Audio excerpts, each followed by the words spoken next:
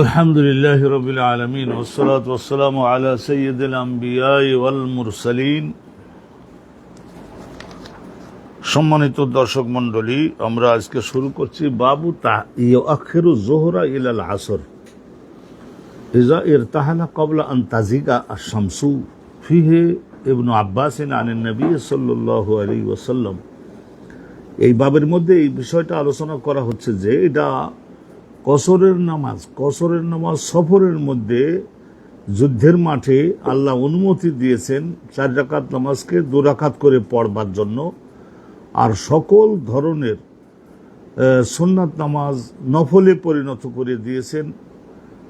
আর এই ধরনের অনেকগুলি সুযোগ দিয়েছেন। জুম্মার নামাজকে ফরজ রাখেন নাই, রোজাকে না রাখার আইন দিয়েছেন, খানা খাওয়ার আইন দিয়েছেন, অনেক সুযোগ সুবিধা আল্লাহ রাব্বুল আলামিন দিয়েছেন। তো এখানে আলোচনা করা হচ্ছে এই বিষয়টা যে বাবু ইউআখিরু যোহরা, নবী করিম সাল্লাল্লাহু আলাইহি সাল্লাম মাঝে মধ্যে সফরের কারণে আর মাতার মানে বৃষ্টির কারণে, এই দুইটা কারণে ভালো করে ধরবেন। রাসূলুল্লাহ সাহেবের শরিয়াত ইমাম বুখারী হুজুর এই মতে আছেন যে জোহরের নামাজটাকে পিছাইয়ে দিয়ে আসরের নামাজের মধ্যে গিয়ে তারপরে আগে জোহর পড়বেন, তারপরে আসর পড়বেন 2 রাকাত। কখন? এইটা যদি রাসূলুল্লাহ সূর্য মধ্য আকাশ থেকে পশ্চিম দিকে ঢলে পড়বার মনে করেন 1 ঘন্টা আগে সফরটা শুরু করেছেন, তাহলে জোহরটাকে পিছাই দিতেন। আর যদি দেখা যায় যে জোহরের নামাজ রক্ত হয়ে গেছে, তখন জোহর পড়ে তারপরে রাসূলুল্লাহ সফর শুরু করতেন। তখন জোহরের মধ্যে যেহেতু জোহরের রক্ত হয়ে গেছে, তো অর্থাৎ তখন জোহরটা আগে 2 রাকাত আদায় করে নিতেন। যদি বাড়িতে থাকেন তাহলে 4 রাকাত আদায় করতে হবে। এইভাবে ইউআখিরু যোহরা, জোহরটাকে পিছাই দিতেন রাসূলুল্লাহ আসরের রক্তের মধ্যে। ইজা কখন? ইজা ইরতাহালা, রাসূলুল্লাহ যখন সফর, ইরতাহালা মানে সফর যদি শুরু করেন ক্বাবলা আন তাজিগা শামসু, এই সূর্য মধ্য আকাশ থেকে পশ্চিম আকাশে ঢলে পড়বার আগেই যদি সফর শুরু করেন তাইলে এই কৌশল গ্রহণ করতেন। আর এ সম্পর্কে আব্দুল্লাহ ইবনে আব্বাস আনিন নবী সাল্লাল্লাহু আলাইহি সাল্লাম দলিল বিদ্যমান, রিওয়ায়াত বিদ্যমান আছে। আচ্ছা শুনুন, মাসালাগুলি বোঝা সহজ, আমি এটা দেখেছি, আপনাদেরকে দ্রুত নিয়ে যাব। হাদাসানা হাসান আল ওয়াসিতি, ইমাম বুখারী হুজুরের শিক্ষক হাসান আল ওয়াসিতি কল হাদাসানা আল মুফাদ্দাল ইবনে ফাদালা, তার উস্তাদ ওকাইল, তার উস্তাদ ইবনে শিহাব জোহরি, তার উস্তাদ আনাস বিন মালিক কল কানা রাসূলুল্লাহ সাল্লাল্লাহু আলাইহি ওয়াসাল্লাম, উনি এইরকম কৌশল গ্রহণ করতে যে ইজা ইরতাহালা, যদি সফর শুরু করেন ক্বাবলা আন তাজিগা শামসু, সূর্য মধ্য আকাশ থেকে পশ্চিম দিকে ঢলে পড়বার আগেই, মনে করেন 1 ঘন্টা 2 ঘন্টা আগে শুরু করেছেন, তাহলে কি করতেন? আখারা জোহরা ইলা ওয়াক্তিল আসর, জোহরটাকে পিছাইয়ে দিতেন যাতে করে অনেক দূর সফরটা শেষ করে ফেলা যায়। আখারা জোহরা, জোহরটাকে পিছাই দিতেন ইলা ওয়াক্তিল আসর, আসরের মধ্যে। সুম্মা ইউজাম্মিউ বাইনাহুমা, তারপরে সুম্মা ইয়াজমাউ বাইনাহুমা ইউজাম্মিউ বাইনাহুমা, তারপরে নবী করিম সাল্লাল্লাহু আলাইহি সাল্লাম এই জমা বাইনা সালাতাইন করতেন। আগে জোহর পড়তেন 2 রাকাত, তারপর আসর পড়তেন 2 রাকাত। জাগাত সল্লা জোহরা সুম্মা রাকিবা, আর যদি দেখা যায় যে সূর্য পশ্চিম দিকে ঢলে পড়েছে, তাহলে সল্লা জোহরা, আগে জোহর নামাজ পড়িয়ে নিতেন, তারপরে বাহনের পিঠে চড়তেন, যেহেতু জোহরের রক্ত হয়ে গেছে সফর শুরু করবার আগেই, তো অতএব জোহর নামাজ পড়িয়ে নিতেন। এই একটা হাদিস আমরা শুনলাম এখান থেকে। বাবু নিজা ইরতাহালা বাদামা জাগাতে শামসু সাল্লা জোহরা সুম্মা রাকিবা, এই বাবের মধ্যে আলোচনা করা হবে যে ইজা ইরতাহালা বাদামা জাগাতে শামসু, সূর্য পশ্চিম দিকে মধ্য আকাশ থেকে পশ্চিম দিকে ঢলে পড়বার পরে রাসূলুল্লাহ যদি সফর করেন, তাহলে সাল্লা জোহরা, জোহরের নামাজ নবী করিম সাল্লাল্লাহু আলাইহি ওয়াসাল্লাম কি করতেন? তাহলে পড়ে নিতেন, পড়ে তারপরে বাহনের পিঠে উঠতেন, সুম্মা রাকিবা। তো এই একখানা হেডিং শুনলাম, এই হাদিস থেকে নেওয়া এই হেডিংটা। এখন হাদিস শুনুন। হাদাসানা কুতাইবা ইবনে সাঈদ, ইমাম বুখারী হুজুরের শিক্ষক কুতাইবা বিন সাঈদ, তার শিক্ষক মুফাদ্দাল ইবনে ফাদালা, তার শিক্ষক ওকাইল, তার ইবনে শিহাব, তার আনাস বিন মালিক ক্বালা কানা রাসূলুল্লাহ ইজা ইরতাহালা, যদি সফর করতেন ক্বাবলা আন তাজিগা শামসু, সূর্য পশ্চিম আকাশে ঢলে পড়বার আগেই, তাইলে আখারা জোহরা ইলা ওয়াক্তিল আসর, জোহরটাকে পিছাইয়ে দিতেন আসরের মধ্যে। সুম্মা নাজালা, তারপর এক জায়গায় যে নামতেন, নামবার পরে জমা বাইনা সালাতাইন করতেন, আগে জোহর 2 রাকাত, তার আসর 2 রাকাত, একবার নামাতে হয়ে গেল। ফাইন জাগাতে শামসু, আর যদি দেখা যায় যে সূর্য পশ্চিম দিকে ঢলে পড়েছে সফর শুরু করবার আগেই, তাহলে কবলা আর তাহলে সফর শুরু করবার আগেই, তাহলে জোহরের নামাজ নবী করিম সাল্লাল্লাহু আলাইহি সাল্লাম ওখান থেকে পড়িয়ে নিতেন। আর তখন নিশ্চয়ই কি করতেন, তখন নিশ্চয়ই নবী করিম সাল্লাল্লাহু আলাইহি ওয়াসাল্লাম কি করতেন, তখন জোহর 4 রাকাত পড়িয়ে নিতে হবে, কারণ এখন তো সফর শুরু হয় নাই। সুম্মা রাকিবা, তারপরে আরোহণ করতেন। বাবু সালাতুল কায়েদ। এখন একটা মশলা আলোচনা করা হচ্ছে, যার দাঁড়িয়ে নামাজ আদায়ের সাধ্য নাই, ক্ষমতা নাই, তিনি বসে নামাজ পড়বেন। এটা ইসলামে আইন দেওয়া হয়েছে। ইউরিদুল্লাহ বিকুমুল ইউসরা, আল্লাহ রাব্বুল আলামিন বলেছেন কোরআন শরীফে, আমি আইন বিধান তোমাদের জন্য সহজ করে দেওয়ার কৌশলে আছি। হাদসানা কোথায়বা ইবনে সাঈদ, ইমাম বুখারী হুজুরের শিক্ষক কোথায়বা ইবনে সাঈদ, তারপর তার শিক্ষক ইমাম মালিক, তার শিক্ষক হিশাম ইবনে উরওয়া, আর ওর হিশামের শিক্ষক তো নিশ্চয় তার বাপ উরওয়া, আর তার শিক্ষিকা হচ্ছেন আম্মাজান হযরত আয়েশা সিদ্দিকা আন্নাহা কালা, আয়েশা সিদ্দিকা বলেছেন রাসূলুল্লাহ সাল্লাল্লাহু আলাইহি ওয়াসাল্লাম ফি বাইতিহি, নবী করিম সাল্লাল্লাহু আলাইহি ওয়াসাল্লাম একবার নিজের গৃহে মদিনায় নিজের বাড়িতে সালাত আদায় করেছিলেন। হুয়া শাকিন, ওই সময়ে নবী করিম সাল্লাল্লাহু আলাইহি ওয়াসাল্লাম অসুস্থ ছিলেন। অসুস্থতা কি কারণে অসুস্থতা সামনে আপনারা শুনবেন। কোন ধরনের অসুখ, রাসূলুল্লাহ সাল্লাল্লাহু আলাইহি ওয়াসাল্লাম অসুখে আক্রান্ত ছিলেন। শাকিন শিকায়েত মানে দেহে ব্যথা, রোগ ব্যাধি, জ্বর, কাশি, অনেক। ওয়াসাল্লাহ আলাইহিম, রসুল্লাহ বসে নামাজ পড়লেন। ওয়াসাল্লাহ ওয়ারাহু কওমুন, রসুল্লাহর পেছনে একদল নামাজ পড়লেন। কিন্তু তারা দাঁড়িয়ে পড়তেছিলেন। আশারা ইলেম, রসুল্লাহ হাতের সাহায্যে তাদেরকে সিগন্যাল দিয়ে বললেন আন ইজলিসু, তোমরা বসে বসে পড়ো। পালাম্মা ইনসারাফা, রসুল্লাহ নামাজ যখন শেষ করলেন, কলা, তখন মুসল্লিগণের দিকে মুখ দিয়ে তারা বলেন ইনমা জয়লাল ইমাম ও লিউতাম্মা বিহি, ইমাম কি জন্য বানানো হয়েছে? ইমাম এই জন্য তো বানানো হয়েছে যাতে করে তোমরা ইমাম যেভাবে করেন সেইভাবে তোমরা করো, ইমামের সঙ্গে ইক্তেদা করো। ফাইজা রাখা ফারকাউ, রুকু করলে রুকু করবা, মাথা উঠালে মাথা উঠাবা। অনুরূপভাবে ইমাম, যদি পরের হাদিসে আছে যে বসে নামাজ পড়লে ইমাম বসে, তোমারও বসে নামাজ পড়বা। কিন্তু পরবর্তীতে নবী পাক সাল্লাল্লাহু আলাইহি ওয়াসাল্লাম যেহেতু পেছনের লোকেরা তারা অসুস্থ না, তাদের জন্য দাঁড়ানোর অনুমোদন দিয়েছেন। এখন এই ডিসিশনটা এগুলো যে দাঁড়িয়ে নামাজ পড়তে হবে, মুসল্লিদেরকে বসতে পারবে না, কারণ তারা তো আর অসুস্থ না। তো আর একখানা হাদিসনা আবু নুআইমিন ক্বালা হাদাসানা ইবনু ওয়াইনা, সুফিয়ান ইবনু ওয়াইনা তার উস্তাদ, জোহরি তার উস্তাদ আনাস বিন ক্বালা সাকাতা রাসূলুল্লাহ মিন ফারাসিন, রাসূলুল্লাহ একবার ঘোড়ায় উঠতে গিয়ে রাসূলুল্লাহ সাল্লাল্লাহু আলাইহি ওয়াসাল্লাম একবার পড়ে গেছিলেন। সাকাতা মানে পড়ে গেছিলেন। খোদেশা আও জোহেশা, খোদেশা জোহেশা অর্থ একই। এই যে হাঁটুর নিচে পায়ের যে টাকনু আছে না, টাকনু মানে উঁচু হাড় থাকে, তো এর উপরে হাঁটুর নিচে ওই এক জায়গায় ভালো করে কেটে গেছিল এবং এই ধরনের ক্ষত তৈরি হয়ে গেছিল, অথবা এই হাঁটুর উপরে হতে পারে। আর যে টিকনা বলে, টিকনার নিচে রানের মধ্যে জোহেশা, এখানেও ক্ষত তৈরি হয়েছিল, বেশ অনেকটা আঘাত লেগেছে, চামড়া কেটে গেছে এবং অনেক রক্ত বের হয়েছে। শেকুহু আল আইমান, রসুল্লাহ ডাইন পায়ে, বাম পায়ে মনে করবে না, ডাইন পায়ে, ডাইন পা তো আগে দিতে হয় এই সমস্ত ঘোড়ায় আরোহণের সময়ে। দাখাল না আলাইহি, রসুল্লাহ অসুস্থ হয়েছেন, আমরা সাহাবাগণ, আনাস বিন মালিক বলেন আমরা সকলে রসুল্লাহর ওখানে অসুস্থ ব্যক্তি, আহত ব্যক্তিকে দেখতে যেতে হয়, নবী পাক শিখিয়েছেন, আমরা গেলাম। নাউদহ, ইয়াদাত করতে গেছে। ইয়াদাত শব্দের শাব্দিক অর্থ হলো বারবার যাওয়া ও সেবা যত্ন, খোঁজখবর নেওয়া। ওয়াদারাতুস সালাত, নামাজের রক্ত হয়ে গেল। ফসল্লা কায়দান, রসুল্লাহ নামাজ পড়লেন বসিয়ে। ফসল্লাইনা কৌদন, আমরাও বসে নামাজ পড়লাম। ওয়াকালা, রসুল্লাহ পরে আবার আমাদেরকে বলে দিয়েছিলেন যে ইন্নামা জয়লাল ইমাম ও লিউতাম্মা বিহি, ইমাম এই জন্য বানানো হয় যাতে করে মুক্তাদিগণ ইমামের অনুসরণ করেন। ইমাম ফাজা কাব্বারা ফাকাব্বিরু, তকবীর বললে তকবীর বলতে হবে। আমরা মুসল্লিরা শুধু মুখ বন্ধ করে বসে থাকি, এটা কিন্তু আমাদের ওই নামাজের ঘাটতি হয়ে যাচ্ছে। কাব্বারা ফাকাব্বিরু, জারাকা ফারকাউ, রুকু করলে রুকু করবা, মাথা উঠালে মাথা উঠাবা। আর যখন ইমাম বলবেন যে সামি আল্লাহু লিমান হামিদাহ এর বলে, তখন তোমরাও সামি আল্লাহু লিমান হামিদাহ এরম বলবা না, তোমরা বলবা কি আল্লাহুম্মা রব্বানা লাকাল, আল্লাহুম্মা রব্বানা ওয়া লাকাল হামদ। এখানে ওয়াও সহ আছে, ওয়াও ছাড়াও আছে। ফকল তোমরা বলবা আল্লাহুম্মা রব্বানা লাকাল হামদ, এটাও আছে হাদিসে, বুখারী শরীফেই আছে। আর ওয়া লাকাল হামদ এটাও আছে।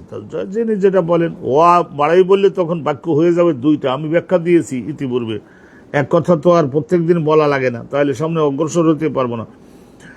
আরাকানা হাদিসানা ইসহাক ইবনে মনসুর ক্বালা আকবরানা রাউহ ইবনে উবাদাতা ক্বালা আকবরানা হুসাইনুল মুআল্লিম, হুসাইন মুআল্লিম, তার উস্তাদ আব্দুল্লাহ ইবনে বুরাইদা, তার উস্তাদ ইমরান ইবনে হুসাইন নবী সাহাবী, ইন্নাহু সাআলান নবিয়া, ইমরান ইবনে হুসাইন একবার নবী করিম সাল্লাল্লাহু আলাইহি ওয়াসাল্লামের কাছে সওয়াল করছিলেন, জানতে চাইছিলেন।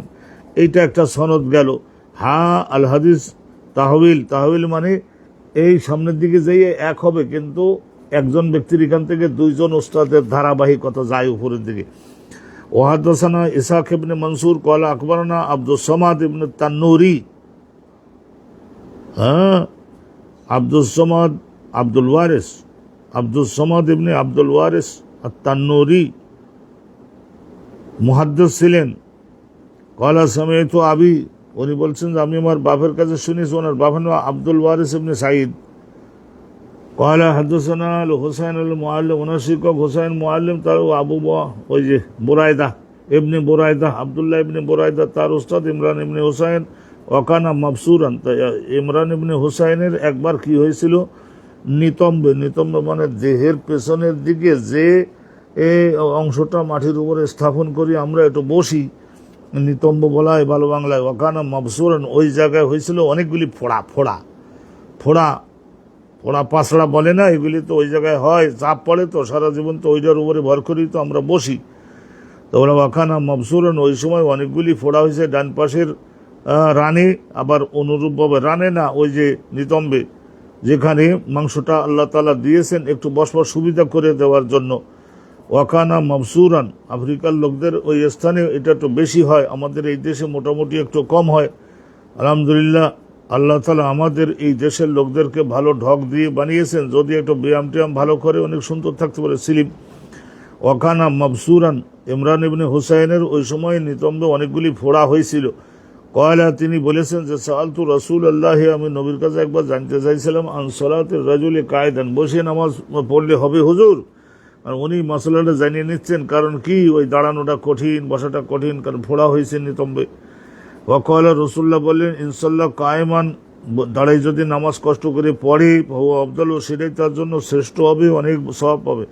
আমান সাল্লাহ কায়দান, আর যদি কেউ বিশেষ অসুস্থতার কারণে বসে নামাজ পড়ে, ফালাউ নিসফু আজরিল কায়েম, দাঁড়িয়ে যে নামাজ পড়লে তার যে পারিশ্রমিক এর নম্বর দেওয়া হবে, হাফ, অর্ধেক দেওয়া হবে। আমান সাল্লাহ নাইমান, আর কোনো একজন ব্যক্তি যদি নামাজ পড়ে, নাইমান মানে ঘুমাই তার মানে শুয়ে, এখানে নাইমান মানে ওই বসিয়ে, মানে এই ডাইন করটে অথবা সিট হয়ে শুয়ে যদি কেউ নামাজ পড়ে, আর ওই রকম মারাত্মক যে বসবারও ক্ষমতা নাই, ফালাহু নিসফু আজরিল কায়েদ, তাহলে যে বসে নামাজ পড়লো তার সওয়াবের অর্ধেক হবে, তার মানে নামাজ শুদ্ধ হয়ে যাবে, ফরজ আদায় হয়ে যাবে। বাবু সলাতিল কায়েদ বিল ইমা, অনুরূপ একজন যে বসে নামাজ পড়তেছে, সে যদি আবার ইশারায় মাথাও সেজদা দিতে পারে না, তাহলে কি করবে, বিল ইমা, ইশারার সাহায্যে রুকু করবে একটু কম, আর সেজদা দেবে আর একটু বেশি ইশারায়। হাদাসানা আবু মা'মারিন ক্বালা হাদাসানা আব্দুল ওয়ারিস ক্বালা হাদাসানা হুসাইনুল মুআল্লিম, হুসাইন ইনি শিক্ষকতাও করতেন, তো সেই জন্য মুআল্লিম নাম হয়ে গেছে। অনেক জায়গায় আছে মুকাত্তেব মানে লোকজনের চিঠি লিখে দিতে সহায়তা করতেন, মুকাত্তেব মুআল্লিম। আন আব্দুল্লাহ ইবনে বুরাইদা আন ইমরান ইবনে হুসাইন, বিখ্যাত সনদের, কানা রাজুলান মাবসুরান, উনি একজন এমন ব্যক্তি যে ওনার ওই পিছনের দিকে বেশিরভাগ ওই ধরনের ফোড়া পাছড়া খুব বেশি হতো। ওখানা আবু মা'মারিন, আর ওয়াকালা আবু মা'মার, আব্দুল্লাহ আবু মা'মার, উনি বলেছেন মাররাতান একবার, উনি বলছেন যে আবু মা'মার মানে আব্দুল্লাহ ইবনে বুরাইদা, ওনারই কুনিয়াত ছিল আবু মা'মার। একবার বলছিলেন যে আন ইমরান ইবনে হুসাইন ক্বালা সাআলতু নবী, রাসূলকে আমি জিজ্ঞাসা করছি, আন সালাতির রাজুলি ওয়া হুয়া কায়েদুন, বসে নামাজ পড়া। ওয়াকালা মান সাল্লা কায়েমান ফাহুয়া আফদালু, মান সাল্লা কায়েদান ফালাহু নিসফু আজরিল কায়েম, দাঁড়িয়ে নামাজ পড়া লোকটার পারিশ্রমিকের অর্ধেক হবে বসে নামাজ পড়বে, কষ্ট কম করছে, একটু আরাম করছে। আমান সাল্লাহ নাইমান, আর কোন ব্যক্তি যদি ঘুমাই নামাজ পড়ে, মানে ঘুমাই বা নামাজ পড়ে কি করে, তার মানে শুয়ে, নির্ধারা নাই, ফালাহু নিসফু আজরিল কায়েদ, এটা আমরা হাদিস শুনছি। বসে নামাজ পড়লো যে তার অর্ধেক সওয়াব হবে, শুয়ে নামাজ পড়ছে তো সুখ শান্তি বেশি করেছে না। ইবাদতের পুরস্কার কষ্টের পরিমাণ অনুভূতি হয়ে থাকে। বাবুন ইজা লাম ইউতি কায়দান, আর একজন ব্যক্তি সম্পর্কে বলা হচ্ছে যে বসেও নামাজ পড়তে পারে না, সাল্লা আলা জামবিন, তাহলে সে নামাজ কি ছেড়ে দেবে নাকি, নামাজ ছাড়তে পারবে না, সে একটা এইভাবে কায়ত হয়ে শুয়ে নামাজ পড়বে। অকাল আতা ইবনে আবি রেবা উনি বলেছে ইজা লাম ইয়াকদির আলা ইয়াতাহাওয়ালা লিল কিবলা, কোনো একজন ব্যক্তি যদি এই ধরনের হয়ে পড়ে যে লাম ইয়াকদের সক্ষম হয় নাই কিবলার দিকে মুখ ঘোরানোর, সল্লাহ হাইসুকান ওয়াজহুহু, তাইলে বলছে তথাপিও নামাজ ছাড়তে পারবে না, যেদিকে মুখ থাকে থাকুক। যেমন নাকি পশ্চিম দিক থেকে বাসটা যাচ্ছে চট্টগ্রামের দিকে, আমাদের দেশে পূবের দিকে যাচ্ছে, এবং ওখানে কেবলার দিকে মুখ দিয়ে বসবার কোনো সুযোগ সুবিধা নাই, তাহলে আতার মশলা দেখেন, আতা ইবনে আবি রেবার মশলা হলো বাস যেদিকে যাচ্ছে তো সেই দিকেই তুমি ঘুরিয়ে নামাজ, ওই দিকে মুখ দিয়ে নামাজ পড়বা। আল্লাহ রাব্বুল আলামিন তোমার নামাজকে কবুল করবেন, কিন্তু অনেক ভয়তে থাকতে হবে, ক্ষমা টমা চাইতে হবে যে আল্লাহ রাব্বুল আলামিন আমি পারি নাই, আর উপায় নাই, সাধ্য নাই, তো আপনি দয়া করে কবুল করে নিন, এরকম বলতে হবে। আল্লাহ রাব্বুল আলামিনকে বলতে হয় না, মুখ খুলে বলতে তো হবে, চাইতে তো হবে, আল্লাহ আপনার প্রত্যেকটা কথা শোনেন। এমন তো আর মনে করা যায় না যে আল্লাহ অন্যান্য বড় বড় লোকদের নিয়ে ব্যস্ত আছেন, আমার মতো ফকির গরিবের বিষয়ে মনোযোগ দেওয়ার মতো সময় আল্লাহর হাতে কই, এরকম খবরদার খবরদার। সাল্লাহ সুকান আওয়াজহুহু, নামাজ পড়তে হবে, কিন্তু নামাজের থেকে মাপ নাই। হযরত আতা ইবনে আবি রেবা বলেছেন, তাবিঈনা বিখ্যাত তাবিঈগণের মশলা, ইমামে আজম আবু হানিফা ইনারা সব তাবিঈ। হাদাসানা আবদান আন আব্দুল্লাহ আন ইব্রাহিম ইবনে তাহমান قال حدثني المعلم الحسين المكتب মানে লিখে টিকে যিনি দিতেন, লেখা শেখাতেন আর শিক্ষাও দিতেন, তাই এসে মুআল্লিম মুকাত্তেব ওনার নাম হয়ে গেছিল। আন আব্দুল্লাহ ইবনে বুরাইদা আন ইমরান ইবনে হুসাইন, ওই একই সনদ। قال كانت بي بواسر, হ্যাঁ ওই মবসুর ওর বহু বচন হলো বাওয়াসের। অনেকগুলি ফোড়া হতো সবসময় ওনার ওই নিতম্বে। এই হয় দুই একজন মানুষের, একটা গলে আর একটা পশে আর একটা পাকে আর একটা কাঁসা ব্যথা, ছোট বড় ওইরকম হয় সবসময়। ফাসালতু রাসূলুল্লাহ, আমি নবীর কাছে জিজ্ঞাসা করলাম যে হুজুর সালাত কিভাবে আদায় করব। ফাকাল সাল্লি কায়মান, চেষ্টা করো দাঁড়িয়ে নামাজ পড়ার জন্য। ফাইনলাম তাসসাতে, তা যদি সক্ষম না হও তাহলে বসে নামাজ পড়ো। ফাইনলাম তাসসাতে ফাআলা জাম্বিন, আর যদি তাও না পারো তাহলে ডান বাড়ে বাম বাড়ে সুবিধা মতো শুয়ে বা শীত হয়ে শুয়ে, পশ্চিম দিকে পা, পূবের দিকে মাথা, মাথার নিচে দুটো বালিশ, এইরকম অসুস্থ রোগী তাহলে ওই অবস্থায় নামাজ পড়বে। তার ওইভাবে পেছনের থেকে ধরে যদি সোজা করে দেয় তার কেবলার দিকে দাঁড়ানো অবস্থায় গেল, যে সুন্দর আল্লাহ নবী বললেন। আর কাজ হয়ে শুয়ে বাম বাড়ে বা ডান বাড়ে কাজ হয়ে শুয়েও নামাজ পড়তে হবে। নামাজ কিন্তু পড়তে হবে, ওজু না করলে তায়াম্মুম করবে। নামাজের বাইরে কাউকে যেতে দেওয়া যাবে না যতক্ষণ হুশজ্ঞান ঠিক আছে। ভালোভাবে খাইতে তো পারতেছো, তাহলে নামাজটা পড়তে পারো না কেন? বাবু নিজা সাল্লাহ কায়দান, এই বাবের মধ্যে আলোচনা করা হচ্ছে যে বসে নামাজ যদি কোন ব্যক্তি পড়ে, সুম্মা সাহা, তারপরে সুস্থ হয়ে গেল, মনে করুন সুস্থ হয়ে গেল, বসে নামাজ পড়লো 2 রাকাত, তারপরে সুস্থ হয়ে গেল। আও আজাদা খেফাতান, মনে করো যে ব্যথা বেদনার তীব্রতা হালকা হলো কিছুটা, তাম্মামা, তাহলে এখন সঙ্গে সঙ্গে সে বসে জায়গায় দাঁড়াই, শেষে 2 রাকাত দাঁড়াই পড়বে। তাম্মামা আতাম্মা, মা বাকিয়া, যেটা সামনে আছে সেটা পরিপূর্ণ সক্ষমতা অনুপাতে। অকাল আল হোসাইন ইনসা আল মারিদ ও সাল্লা রাকাতাইনি কায়দান, হোসাইনের মুআল্লিম উনি বলেছেন যে অসুস্থ ব্যক্তি যদি পছন্দ করে তাহলে বসে 2 রাকাত পড়লো, আও রাকাতাইনি কায়েমান, অথবা দাঁড়ানো অবস্থায় বাকি 2 রাকাত পড়তে পারে যদি সে পছন্দ করে যে এখন তো একটুখানি শরীরটা ভালো লাগতেছে এবং দম বন্ধ হয়ে যাওয়ার কাশিটা ঠিক হয়ে গেছে, আবার ঠিক আছে দাঁড়াই পড়ে 4 রাকাত নামাজের।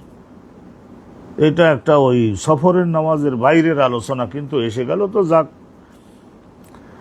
হাদাসানা আব্দুল্লাহ ইবনে উসবা قال اخبرنا মালিক ইমাম আন হিশাম ইবনে উরওয়া আন আবি উরওয়া আন আয়েশা উম্মুল মুমিনিন, সনদ আপনারা জেনে গেছেন। আন্নাহা আকবারাতহু, তিনি অবহিত করছিলেন উরওয়াকে, নিজের আপন ভাগ্নে, তার ইলম শিখাইছিলেন, হ্যাঁ এই ধরনের ধরে শিখাইছিলেন। আন্নাহা লাম তারা রাসূলুল্লাহ, আম্মাজান আয়েশা সিদ্দিকা বলছেন যে তিনি কখনো দেখেন নাই আল্লাহর নবীকে ইউসাল্লি সালাতাল লাইল কায়েদান, রাতের নামাজ কখনো বসে পড়তে আমি দেখি নাই।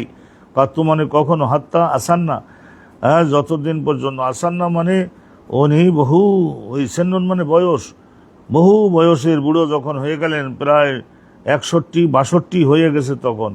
ওয়াকানা ইয়াকরাউ কায়েদান, তো রাসূলুল্লাহ সাল্লাল্লাহু আলাইহি ওয়াসাল্লাম মাঝে কিছু সব বসে পড়িয়ে নিতেন। মনে করেন রাসূলুল্লাহ 1 রাকাতে পড়বেন, ধরেন 100 আয়াত, 200 আয়াত, 300 আয়াতও পড়তেন 1 রাকাতে রাসূলুল্লাহ। ব্যক্তিগত নামাজ তো এখানে লম্বা করলে কারো তো কিছু বলার নাই। ফাকানা ইয়াকরাউ কায়দান, রাসূলুল্লাহ সাল্লাল্লাহু আলাইহি ওয়াসাল্লাম বসে নামাজ পড়িয়ে নিতেন। হাত্তা ইজা আরাদা ইয়ারকা, রুকু করবার যখন ইচ্ছা হতো তো আবার দাঁড়াতেন। ফাকারাআ নাহওয়ান মিন সালাসিন আও আরবাইন, তারপরে দাঁড়াইয়ে 30 আয়াত 40 আয়াত আরও দাঁড়াইয়েও আবার পড়িয়ে নিতেন। সুম্মা রাকা, তারপরে রুকু করে ফেলতেন। তাইলে কিন্তু বেশিরভাগ বসে পড়িয়ে নিতেন, তারপরে শেষে রুকু করবার সময়ে আবার দাঁড়াতেন, দাঁড়াইয়ে ওখানে জায়গায় কিছুটা পড়িয়ে তারপরে রুকু করে দিতেন। তাইলে এগুলি কত বড় বড় সুন্দর আল্লাহ নবীর সম্পর্কে আমরা জানতে পারছি। সুবহানাল্লাহি ওয়া বিহামদিহি সুবহানাল্লাহিল আযীম। দেখেন আলহামদুলিল্লাহ এক সাফা দিলাম, কারণ এখানে ওই ধরনের কোনো আলোচনা না থাকাতে আমি দ্রুত গতিতে আপনাদের নিচ্ছি। 2 সাফা করে প্রত্যেক দিন পড়াচ্ছি। কিতাবুস সালাত শেষ হয়ে যাওয়ার পরে এমন এমন কতকগুলো কিতাব মানে বিরাট আলোচনা, যার মধ্যে 10, 20, 50 বাব আছে। আলহামদুলিল্লাহ সেগুলি আমরা জানবো শুনবো, সেই জন্য কিন্তু আমরা সালাতটা শেষ না করে যাচ্ছি না। এদিকে ফিলিস্তিনের যুদ্ধ, গাজার যুদ্ধ, আলহামদুলিল্লাহ এটার মোড় ঘুরবে দেখবেন। তুরস্কের এবং মিশর দুইজন যদি একসঙ্গে যদি লাগে, কিন্তু একসঙ্গে লাগলে তো হলো আমেরিকা সহ এরা একজন লাগলে আর একজনকে বলবে যে তুই যদি লাগিস তাহলে তোরে ক্ষমতাচ্যুত করে ছাড়বো। তো এই লাগ কিন্তু আলাদা পরে লাগ, এই ধরনের করে তো বেঈমানরা এরকম করে। আমেরিকা, ইংল্যান্ড, অনুরূপভাবে কানাডা, ইটালি, ফ্রান্স, জার্মান, এই সমস্ত বড় বড় অস্ট্রেলিয়া আছে, সবাই যা অস্ত্র বানায় ইসরায়েলকে দেয়। এই সমস্ত ইহুদি নাসারা এরা সবাই জোটবদ্ধ ইন্ডিয়ার নিজেদের সঙ্গে। আমরা মুসলমানরা এত বড় পদার্থে পরিণত কবজে হইলাম, আলহামদুলিল্লাহ টেকনোলজিতে পেছনে পড়ে গেছি। তো যাক, এইসব আলোচনা আমরা সামনে শোনাবো। ওই জেহাদের আলোচনা আমি শুরু করব, তখন আপনারা শুনবেন। তারপরে যত বদনাম পারেন করবেন। আলহামদুলিল্লাহ। তবে কল হাদানা আব্দুল্লাহ ইবনে ইউসুফ কল আকবরনা মালিকুন আন আব্দুল্লাহ ইবনে ইয়াজিদ ও আবিন নদর, এই দুইজন এখানে ইমাম মালিকের শিক্ষক হচ্ছেন আব্দুল্লাহ ইবনে ইয়াজিদ আর আবুন নদর। আবুন নদর কে ছিলেন? এই যে যার দেহ হয় একটু চকচকা সুন্দর ভালো স্বাস্থ্য, তারে বলে আবুন নদর।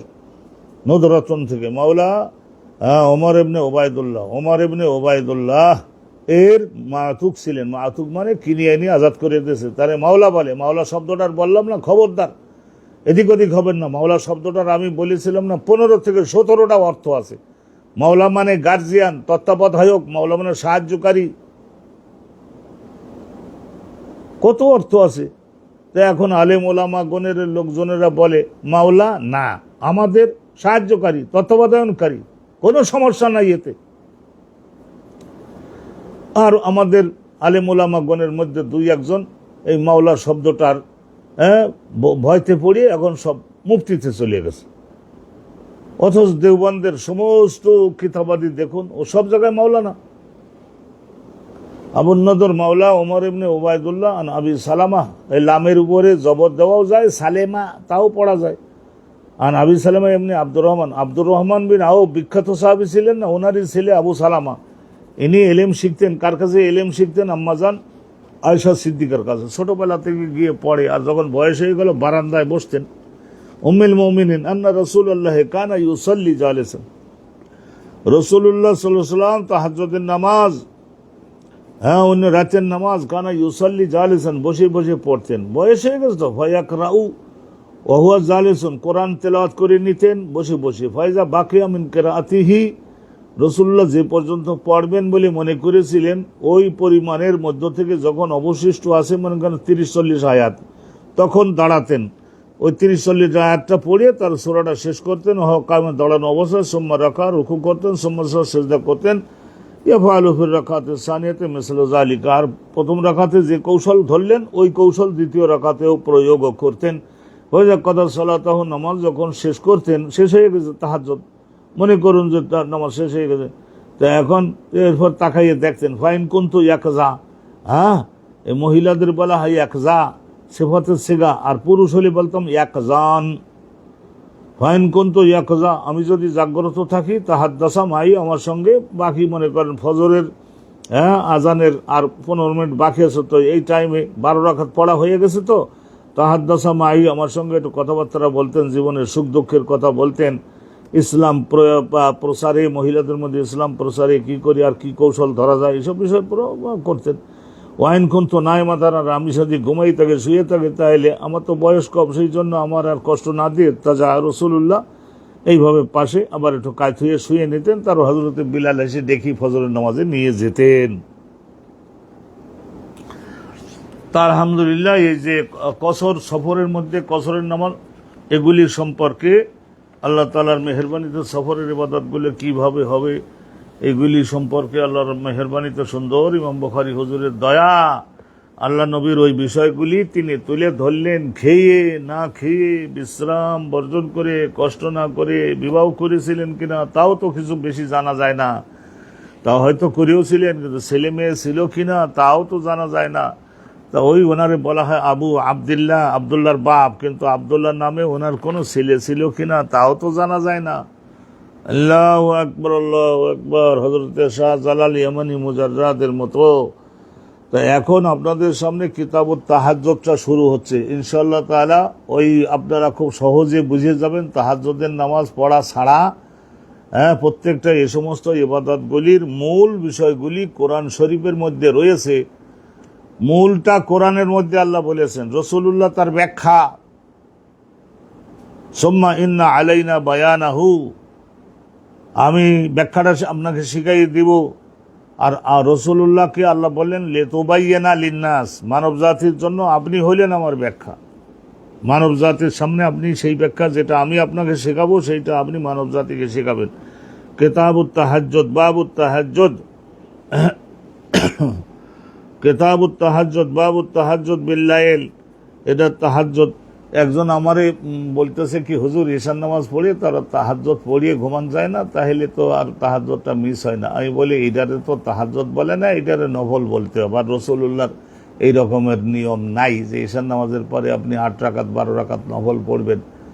এটা আগে আপনাকে দেহের অধিকারটা দিতে হবে। সারাদিন কষ্ট করছেন, ঘুমাতে হবে, খানা খেতে হবে, স্ত্রী পরিজনের যে অধিকার আছে সেইটাও দিতে হবে। তা দিয়ে তার আপনি ঘুমাবেন না, ঘুমাতে হবে মনে করুন মানে 4-5 ঘন্টা ঘুমাবেন। তারপরে অনুরূপভাবে বর্তমানে বাংলাদেশে 3:30টার দিকে 4টার দিকে উঠলেও তো সুন্দর করে ব্রাশ সহ ওযু করে সুন্দর করে আলহামদুলিল্লাহ 8 রাকাত নিচে 12 রাকাত উপরে। সহিহ এই বুখারীতে আমি 3 জায়গায় বর্ণনা করেছি রাসূলুল্লাহ তাহাজ্জুদের নামাজ পড়েছেন। এই যে দেখেন রাকাতাইনে রাকাতাইনে রাকাতাইন, এই গেল 6, তার রাকাতাইনে রাকাতাইনে রাকাতাইনে 6 12 রাকাত। তারপরে বেতের পড়েছেন আরো 3 রাকাত, এই যে 15 রাকাতের নামাজ, এটা বলে তাহাজ্জুদ। তারপরে ফজরের জামাতে যাওয়ার আগে আরো 2 রাকাত। এগুলি তো সমস্ত সহিহ বুখারীর দ্বারা সুপ্রতিষ্ঠিত প্রমাণিত। আর আম্মাজান আয়েশা সিদ্দিকা যে বলেছেন 8 রাকাত তাহাজ্জুদ আর 3 রাকাত বেতের, এটা হলো বলেছেন রাসূলুল্লাহ যেদিন ওনার ঘরে থাকতেন সেই দিনে মধ্যম পন্থায়, বয়স কম ওনার, ওনাকে একটু কথাবার্তা বলবার জন্য সময় তো দিতে, ওনার বাড়িতে থাকলেন আর পুরাটাই নামাজে কাটাই দিলেন, তাহলে তার বলা যায় কি, দিলে কষ্ট যায় না। তো সেই জন্য ওই দিনে 8 রাকাত পড়তেন রাসূলুল্লাহ। কিন্তু মাইমুনা, আম্মাজান মাইমুনার বাড়িতে থাকলে তখন দেখা যায় যে 12 রাকাত পড়েছেন। এটা সহিহ বুখারীরই হাদিস। বাবুত তাহাজ্জুদ বিল্লাইল, রাতে ঘুমানোর পরে সেই সাহার বলা, সিন হামজার পাশের হা রা, সাহার মানে ঘুম থেকে আবার উঠতে হবে আপনাকে, সেইটারে বলে তাহাজ্জুদ। তরকুল হেজুদ, আরামের গদিয়ালা ঘুমের বিছানা, এইটা পরিত্যাগ করে জাগ্রত হওয়া আল্লাহকে পাওয়ার জন্য। ওয়া কওলুহু আযজা ওয়া জাল, এটা কোরআন শরীফে আল্লাহ রাব্বুল আলামিন তাহাজ্জুদের জন্য নির্দেশ দিয়েছেন। ওয়া মিনাল লাইলি, রাতের শেষের অংশে, এই যে আল্লাহ বলছেন মিনাল লাইলে, মিন মানে অংশ, এটা প্রথম রাতে না, রাতের শেষের অংশ। এসহার মানে নিদ্রা বর্জন করে জাগ্রত হও তুমি। আর বিহি মানে ফিহে, ওই অংশের মধ্যে, নাফিলাতান লাকা, হে নবী আমি তোমাকে এইটা অতিরিক্ত কর্তব্য দিলাম। নাফিলাতান লাকা, অতিরিক্ত কর্তব্য, এটা সাধারণ মানুষকে দেব না, নবী হওয়ার কারণে আপনাকে আমি দিলাম হে আমার নবী। তাহাজ্জুদের নামাজ এখান থেকে আসলো। তারপরে সূরা মুজাম্মিলের মধ্যে ইয়া আইয়ুহাল মুজাম্মিল কুমিল লাইলা ইল্লা কালিলান নিসফাহু আও ইনকুস মিনহু কালিলান আও জিদ আলাইহি ওয়ারাত্তিলিল কোরআন তারতিলা। এই যে ওখানে আলোচনা আছে, তো ইনশাআল্লাহ তাআলা তাহাজ্জুদের আলোচনা এইটা আজকের শুরু করলাম। আলহামদুলিল্লাহ, এক সভা শোনেন, তারপর আগামীকাল আরো 2টা সভা শুনবেন সুন্দরভাবে। Will be clear to all of you, আপনাদের সকলের কাছে পরিষ্কার হয়ে যাবে, দেখবেন যে আলহামদুলিল্লাহ এলেম, এলেম মানে মারিফাত, অজানা বিষয় জানা চেনা হয়ে যাবে। এখন হাদিস কেন শুনুন, তাহাজ্জুদের নামাজের ফজিলত সুন্দর লাগবে, মজা লাগবে, শোনেন। হাদাসানা আলী ইবনে আব্দুল্লাহ আল মাদিনী, ইমাম বুখারী হুজুরের বিখ্যাত উস্তাদ ছিলেন আলী ইবনে আব্দুল্লাহ আল মাদিনী। কয়লা হাদাসানা সুফিয়ান, সুফিয়ান ইবনে ওয়াইনা না সুফিয়ানের সৌরি, এইটা মাঝে মাঝে উনি বলেন না, সুফিয়ান ইবনে ওয়াইনা বা সৌরি সেটা আমাদের দরকার নাই। কয়লা হাদাসানা সুলাইমান ইবনে আবি মুসলিম, সুলাইমান, এই যে সুফিয়ানের উস্তাদ হলো সুলাইমান ইবনে আবি মুসলিম। আন তাউস সামিআ ইবনে আব্বাস, তাউসের উস্তাদ হলে আব্দুল্লাহ ইবনে আব্বাস, তাহলে আব্দুল্লাহ ইবনে আব্বাস তো সাহাবী, তাহলে তাউস নিশ্চয় তাবিঈ। হ্যাঁ, সুলাইমান ইবনে আবি মুসলিম আল মক্কি আল আহওয়াল, তো এই আহওয়াল মানে চোখচারা। তাই এটা আসলে পরিচিত করবার জন্য সুলাইমান নামে অনেকেই ছিলেন। সুলাইমান ইবনে আবু মুসলিম, তার উস্তাদ তাউস, তার উস্তাদ আব্দুল্লাহ ইবনে আব্বাস। আব্বাসও সাহাবী, আব্দুল্লাহ সাহাবী, 2 জন সাহাবী রাদিয়াল্লাহু আনহুমা ওয়া আনহুম। এই আনহুমও বলে দিবেন, এইটু বলে দিলে আপনারই উন্নতি হয়। তারা তো গেছেনি, তাদের আর কি আর লস বা এই ধরনের ইনকাম।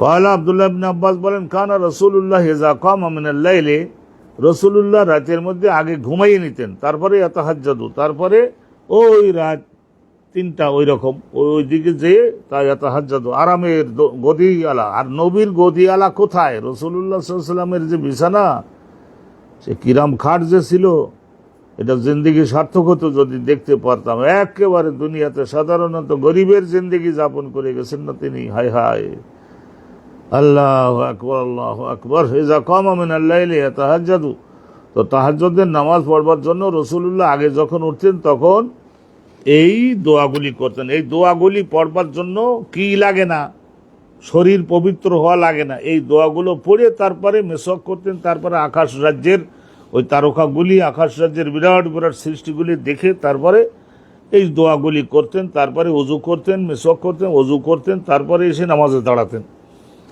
তাহাজ্জুদের নামাজের জন্য উঠে আগে এই দোয়াগুলা পড়তেন। কোন দোয়াগুলি? এগুলি আমাদের মুখস্থ করতে পারলে ভালো, না পারলে তো আর কি করব। আমি অনুবাদও করে দেব। আল্লাহুম্মা, এটা আসলে ছিল ইয়া আল্লাহু, ও আল্লাহ, আল্লাহরে ডেকে তারপর সামনের আল্লাহর গুণগানগুলো বলবে। লাকাল হামদু আনতা কাইয়ুমুস সামাওয়াতি ওয়াল আরদ, লাকাল হামদু, যাবতীয় প্রশংসা, যাবতীয় প্রশংসা আপনার, একমাত্র আপনার যাবতীয় জন্য যাবতীয় প্রশংসা। আনতা কাইয়ুমুস সামাওয়াত, আকাশ রাজ্য, আকাশ রাজ্যের মধ্যে বিদ্যমান সকল সৃষ্টি, সেগুলিকে সৃষ্টি করা, সেগুলিকে তত্ত্বাবধান করা, সেগুলিকে নিয়ন্ত্রণ করা, সেগুলিকে রিজিক দেওয়া, এসব কিছুই আপনি করে থাকেন একমাত্র আপনি। ওয়াল আরদ, আর পৃথিবী গ্রহ সৃষ্টি করা, পৃথিবী গ্রহের মধ্যে যাবতীয় সৃষ্টিসমূহ, সেগুলিকে সৃষ্টি করা, সেগুলিকে রিজিক দেওয়া, সেগুলির শৃঙ্খলায় রাখা, এই সব কিছু কাইয়্যিম, কাইয়্যিম শব্দটার মধ্যে আছে। সুবহানাল্লাহ বলুন। অমান ফিহিন্না, পৃথিবী গ্রহের মধ্যে যত মানব, যত জিন, যত ফেরেশতা সবারই। ওয়ালাকাল হামদু আনতা নূরুস সামাওয়াতি, একমাত্র আপনার জন্য যাবতীয় প্রশংসা। আনতা নূরুস সামাওয়াত, যাবতীয় প্রশংসা আল্লাহর জন্য হলো। ওই যে ফুলের সুগন্ধি নিয়ে প্রশংসা করা যায়, ও হে গোলাপ তুমি এইরকম, তুমি সেই রকম, ও হে মাছ তুমি এইরকম স্বাদের, ও হে আম তুমি এইরকম মিষ্টি, ও হে মোহাম্মদ আলী কেলে তোমার কিল ঘুষিতে এত বল, এই কত জায়গায় প্রশংসা দিল। কিন্তু সব প্রশংসার মালিক আল্লাহ হইলেন কি করে, এইসব কথার ব্যাখ্যা আছে। তা সেই ব্যাখ্যা, দুনিয়ার ব্যাখ্যা এখন গুদামকে গুদাম যদি এখানে এনে ঝেড়ে দেই, তাহলে আপনারা বলবেন যে হুজুর আমরা এগুলি ধরতে পারছেন, সেই জন্য সংক্ষেপে সংক্ষেপে বলবো, তবে একেবারে আপনাদের আমি ঠকাই না। ওয়ালাকাল হামদু আনতা নূরুস সামাওয়াতি ওয়াল আরদ, এই সমস্ত জায়গায় কোরআনের তাফসীর থেকে রাসূলুল্লাহ নিয়েছেন। তাইলে আনতা নূরুস সামাওয়াতি ওয়াল আরদ, আল্লাহ রাব্বুল আলামিন আপনি হচ্ছেন আকাশ রাজ্য, আকাশ সমূহ এবং পৃথিবীর আলো। তার মানে কি, বাতি কারেন্ট চলে গেলে কই আল্লাহ তো এখানে আছেন, তা এখন কি কই বাতি তো আমরা রাস্তা তো দেখতে পারি না, অ্যাক্সিডেন্ট তো করি, তাহলে এ নূরুনের অর্থ কি হবে? নিশ্চয় এর অর্থ আছে, তা সেইটা সব তো বলা সম্ভব। আন্তা নূরুস মুনাব্বির, আল্লাহ আপনি নিশ্চয় আকাশসমূহ এবং পৃথিবীতে বিদ্যমান সকল সৃষ্টির জীবনকে আপনি আলোকিত করে দিয়ে থাকেন। সূর্যকে উদিত করেন, চন্দ্রকে উদিত করেন, তারকারাজি সৃষ্টি করে সেগুলির থেকে আলো বিতরণ করেন। এগুলির মাধ্যমে অনুরূপভাবে কেরোসিন তেল থেকে আরম্ভ করে পেট্রোল, জ্বালানি, এগুলি তো সব সৃষ্টি আপনি করছেন। সেইগুলি গাড়িওয়ালারা কিনে নেয়, তারপরে তো তাদের হেডলাইট জ্বলে, তারপর রাস্তাঘাট দেখে তারা যায়। তাহলে সব কিছু আলো যেগুলি জ্বলছে এগুলি সব কিছু, এমনকি জোনাকি পোকা যে অন্ধকার রাতে তার পাশার দিকে যে একটু আলো জ্বলে ওঠে না টিপ টিপ করে, ওই দেখে দেখে তারপরে ওরা সকলে চলে না, একজন আরেকজনের রাস্তা দেখায়। তা মুনাব্বিরুস সামাওয়াতি ওয়াল আরদ, ওই যে এখানে আল্লাহ নূরুস সামাওয়াতি ওয়াল আরদ মাসালু নূরিহি কামিশকাতিন ফিহা মিসবাহ আল মিসবাহু ফি জুজাজা আজ জুজাজাতু কাআন্নাহা কাওকাবুন দুররি ইউকাদু মিন শাজারাতিন মুবারাকাতিন যাইতুনাতিন লা শারকিয়্যাতিন ওয়ালা গারবিয়্যাহ ইয়াকাদু যাইতুহা ইউদিউ ওয়ালাউ লাম তামসাসহু নার নূরুন আলা নূর। ওই সমস্ত আয়াতের পুরা ব্যাখ্যা এখানে আনতে হবে। নূরুস সামাওয়াতি ওয়াল আরদ অত দিকে আপনাদের নিলাম না। অমান ফিহিন্না, আর এই যে আকাশ রাজ্যসমূহে পৃথিবী গ্রহের মধ্যে যত সৃষ্টি আছে তাদের সকলের জীবনকে আলোকিত আপনি করে থাকেন। ওয়ালাকাল হামদু, একমাত্র আপনার জন্য যাবতীয় প্রশংসা। যাবতীয় প্রশংসা কি করে হইল? আরে ওই ফুল গাছটা হতেই পারতো না, ওই ফলটা হতেই পারতো না, ওই মাছটার মধ্যে স্বাদ হতেই পারতো না, ওই গোশতের মধ্যে অত মজা হতেই পারতো না আল্লাহ সৃষ্টি না করলে। অর্থাৎ ওই সমস্ত বিষয়গুলি যদিও আপনি প্রশংসা করেন, তাহলে সেই প্রশংসা সমূহ ঘুরে গিয়ে আল্লাহর কাছে পড়ে। আন্তা মালিকুস সামাওয়াতি ওয়াল আরদ, আপনি আকাশসমূহ এবং পৃথিবীর মধ্যে বিরাজমান যত সৃষ্টি, সব সৃষ্টির সৃষ্টিকর্তা, লালন পালনকারী। এই দুই কারণে সত্তাধিকারী আপনি, আপনার মালিকানা এবং সেইগুলির উপরে শাসন আইন প্রয়োগের ক্ষমতা একমাত্র আপনার। অমান ফিহিন্না, আর আকাশসমূহ এবং পৃথিবী গ্রহসমূহের মধ্যে যারা যারা সৃষ্টি আছে সব। ওয়ালাকাল হামদু আনতাল হক, আর যাবতীয় প্রশংসা আপনার জন্য। আর আনতাল হক মানে আপনি একমাত্র মহাসত্য, মহাবাস্তব, আর বাকি সমস্ত এগুলি হলো মাঝে মাঝে থাকে, মাঝে মাঝে থাকে না। তাহলে এখানে বলছে যে কুল্লু শাইইন সাহহা ওজুদুহু, যার অস্তিত্ব সন্দেহমুক্ত, ওয়া তাহাক্কাকা, এবং বিদ্যমান আসিফা ওয়া হাক্কুন, সেটাই সত্য। তাইলে আল্লাহ রাব্বুল আলামিনের অস্তিত্ব, আল্লাহ বিদ্যমান আছেন, তো আল্লাহ মহাসত্য। ওয়া ওয়াদুকাল হক, আপনার প্রতিশ্রুতি মহাবাস্তব। লিকা ও কাহাক, আপনার সম্মুখীন সব মানবজনকে হতে হবে কর্ম, কেন এরকম করলাম, কেন এরকম করলাম না, এগুলোর হিসাব বুঝে দিতে হবে। কৌলুকাল হক, আপনি যে সমস্ত বক্তব্য, শাসন, আইন, বিধান মানব জাতির জন্য দিয়েছেন সেগুলি সব মহাসত্য। ওয়াল জান্নাতু ওয়ান নারু হাক্কুন, জান্নাতও সৃষ্টি করে রেখেছেন মহাসত্য, জাহান্নাম সৃষ্টি করে রেখেছেন, এটাও মহাসত্য।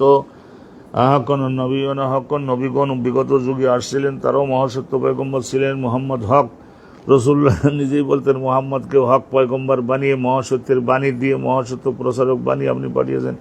ওয়াসসাআতু হাক্কুন, আর কিয়ামত অনুষ্ঠিত হবে, নির্দিষ্ট সময় আসলে কিয়ামত অনুষ্ঠিত হবে, সেটাও মহা হক। এখনো যদি হচ্ছে না, দেরিতে হচ্ছে।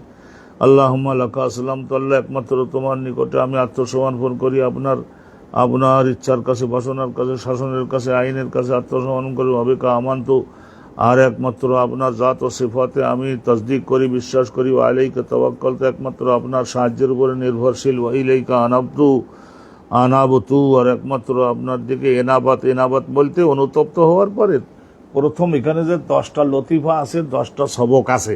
তা 10টা সবকের মধ্য থেকে প্রথমটা হলো তওবা।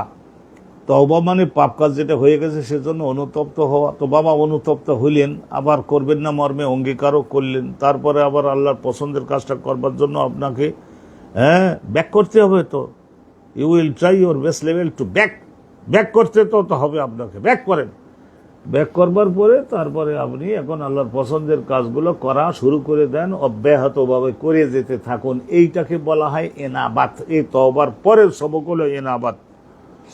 ওয়া ইলাইকা আনাবতু, লা ইলাহা ইল্লা আনতা, আপনি বাদে দ্বিতীয় কোনো উপাস্য নয়। None has the right to be worshipped but আল্লাহ।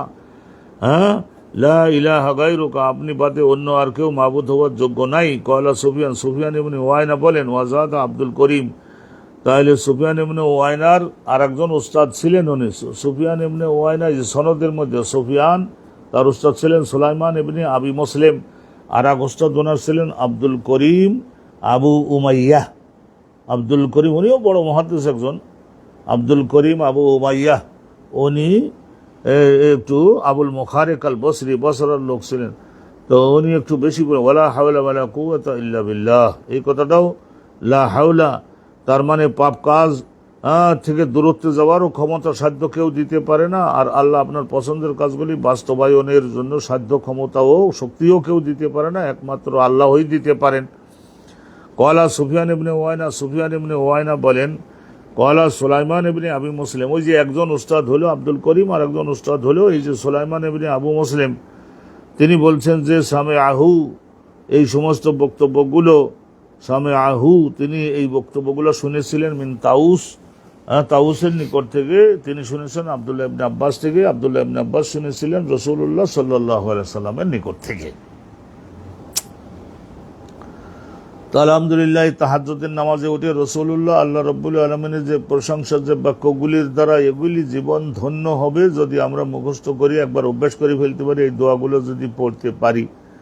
আর যদি কেউ লিখে নিয়েও তারপরে আরবিতে দেখে দেখে পড়তে পড়তে পড়তে পড়তে পড়তে পড়তে দিলের মধ্যে বসে যাবে, তো বুড়ো হয়ে গেলে এখন আর মুখস্থ হবে না, তো লিখে নিয়ে সামনে নিয়ে পড়তে পারেন, সেটাও তো একটা সওয়াব পাবেন। আর এই বাক্যগুলির মর্মগুলি সুবহানাল্লাহ ওয়া বিহামদিহি, এটা অনেক গভীর মর্ম, ভালো করে ধরবেন, ভালো করে ধরবেন, ভালো করে ধরবেন। এই হাদিসটা আপনাদের আমি শোনালাম।